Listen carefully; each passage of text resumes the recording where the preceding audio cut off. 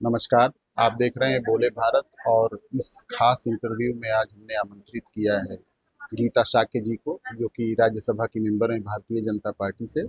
और महिला आरक्षण के मुद्दे पर जो पूरे देश भर में प्रोटेस्ट चल रहा है भाजपा का विपक्षी दलों के खिलाफ, जिनमें तृणमूल कांग्रेस कांग्रेस और समाजवादी पार्टी शामिल है। यूपी में भी बहुत आक्रोश दिखा है सड़कों पर, और लखनऊ में सीएम हाउस से लेकर विधानसभा तक महिलाओं ने पैदल मार्च भी निकाला। हालांकि इस मार्च को स्वतः स्फूर्त महिलाओं का प्रोटेस्ट कहा गया, लेकिन भारतीय जनता पार्टी की ताकत इसके पीछे जरूर थी।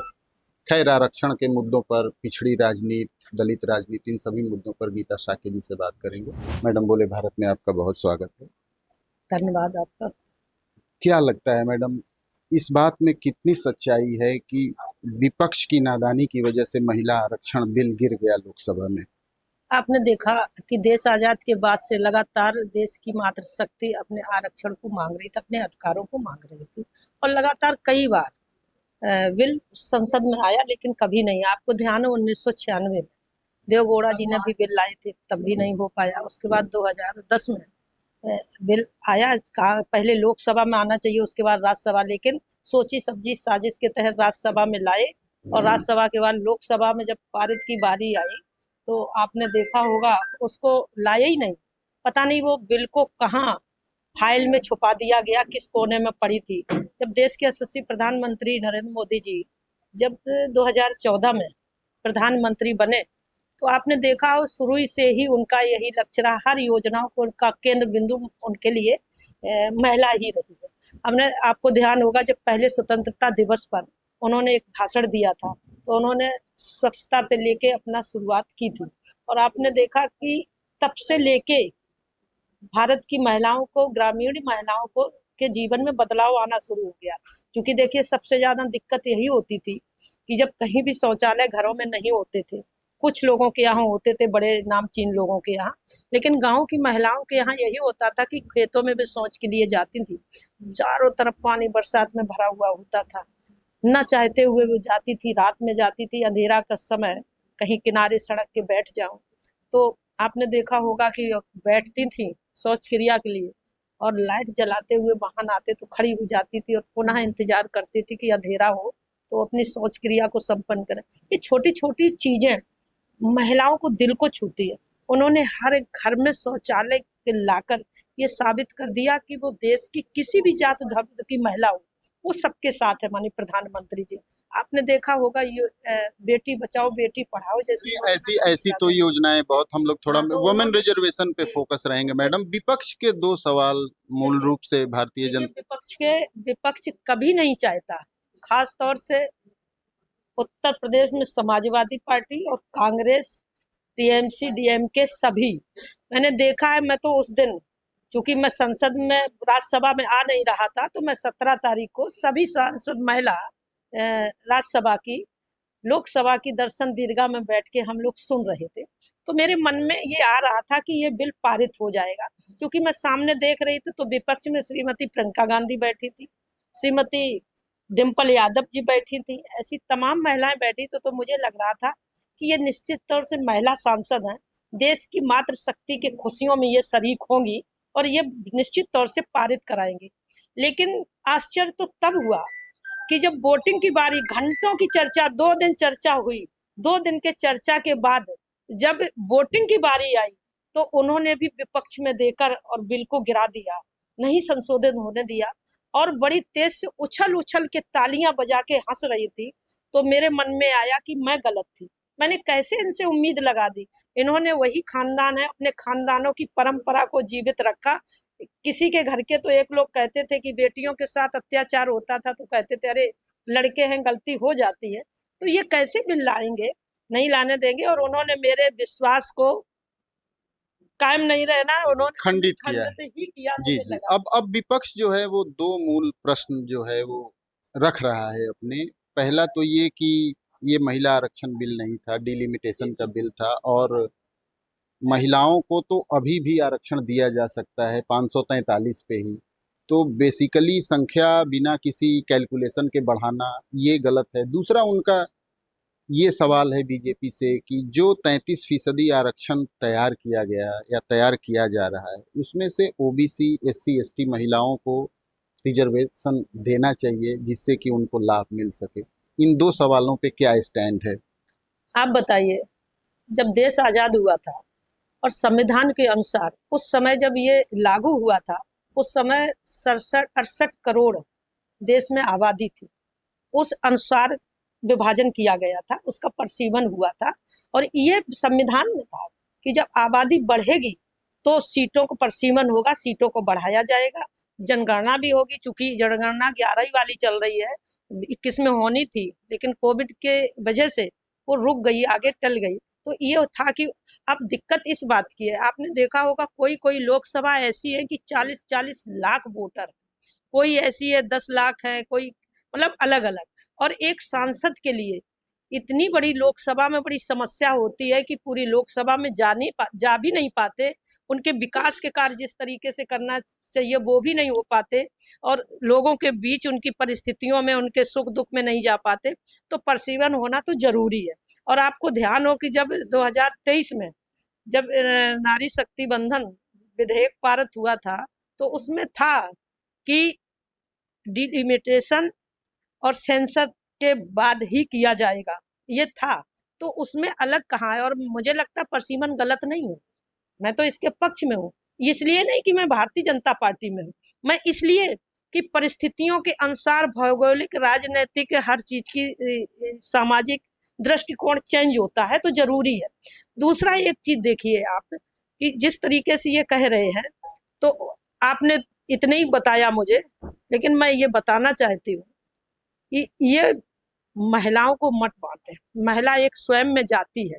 महिला, हम सब लोग कभी किसी को ये नहीं पता, इतनी महिलाएं बैठी, हमें यही पता नहीं होंगे कि ये कौन जाति की है।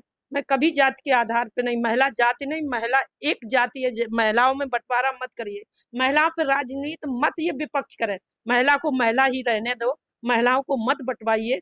मैं इनसे आग्रह करती हूँ आपके चैनल के माध्यम से, महिलाओं को मत बंटवाइए।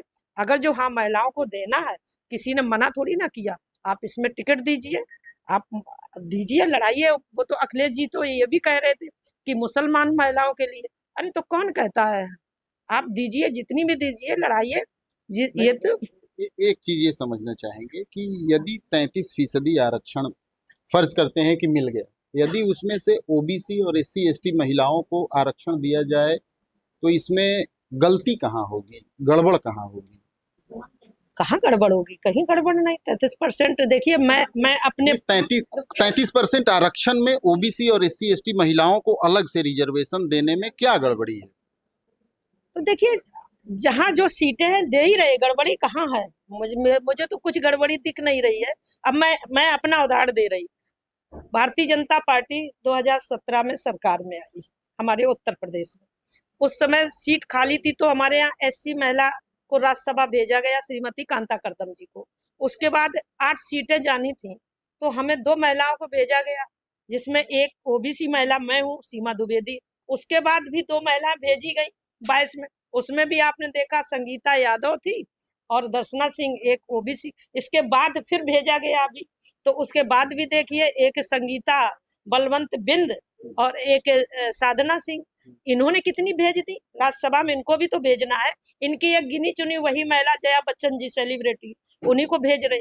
तो इनको तब गांव की महिला नहीं दिख रही, तब ओबीसी नहीं दिख रही, तब उनको क्यों दे रही? केवल ये महिला के नाम पे विडम्बना है कि ये राजनीति कर रहे महिला के नाम पर। आपने कहा कि आप ओबीसी हैं और भाजपा ने अन्य शेड्यूल कास्ट और ओबीसी महिलाओं को भेजा, क्या आप इसकी मांग करती हैं या आपको ऐसा लगता है सही कि जो 33% आरक्षण मिले उसमें ओबीसी और एससी एसटी को अलग से रिजर्वेशन का प्रावधान किया जाए एज एन ओबीसी मेंबर? आप देखिए, मैं पहले भी कह चुकी, आज भी कह रही कि महिलाओं में बंटवारा मत कराइए।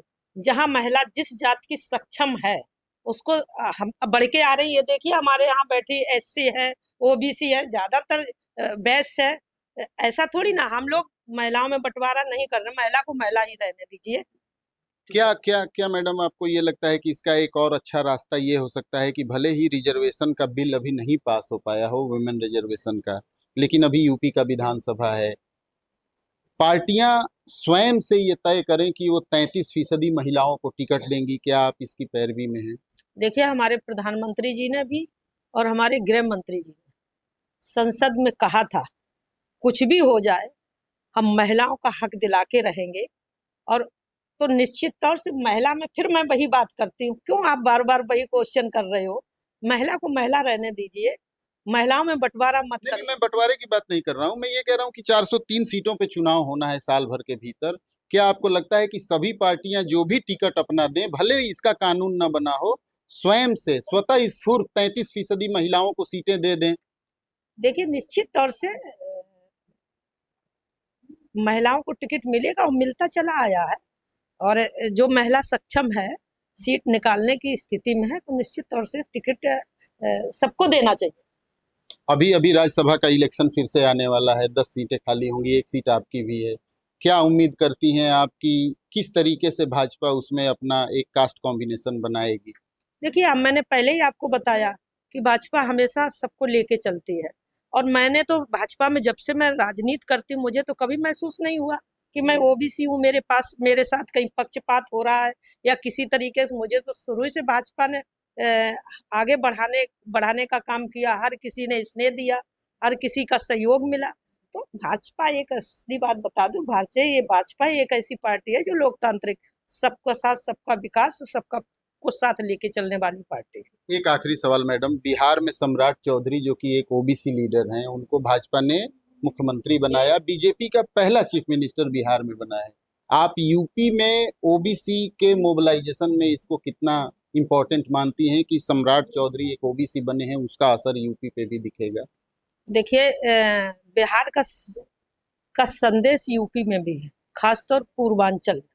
और सम्राट चौधरी एक कुशवाहा शाक मौर्य जाति से आते हैं। तो मैं तो बता रही कि हमारे उत्तर प्रदेश के कितने ऐसे भाई बहन हैं जो उनसे मिलने गए। और ये देखिए, इतने लंबे समय तक उनकी सरकारें रही, कौन सा उन्होंने ओबीसी चेहरा बना दिया मुख्यमंत्री, जो घड़ियाले आंसू बहा रहे। अखिलेश जी को किसने मना किया? अखिलेश जी जब उनके पिताजी रहे तब तक वो मुख्यमंत्री रहे, जब आई तो अखिलेश जी को बना दिया। अभी अगर जो आने वाले कभी उनके समय में वो किसी और जाति के मुख्यमंत्री बना के दिखा दे, तब तो अच्छा लगेगा। किसी पे टिप्पणी करके, किसी पे आरोप लगा के, मुझे लगता है इनकी पुरानी आदत है। बहुत बहुत धन्यवाद मैडम, आपने बोले भारत के लिए समय निकाला। तो आपने गीता शाक्य जी को सुना, ऐसी ही एक और किसी शख्सियत का इंटरव्यू आपके लिए फिर से लेकर आएंगे। तब तक के लिए दीजिए इजाजत, नमस्कार।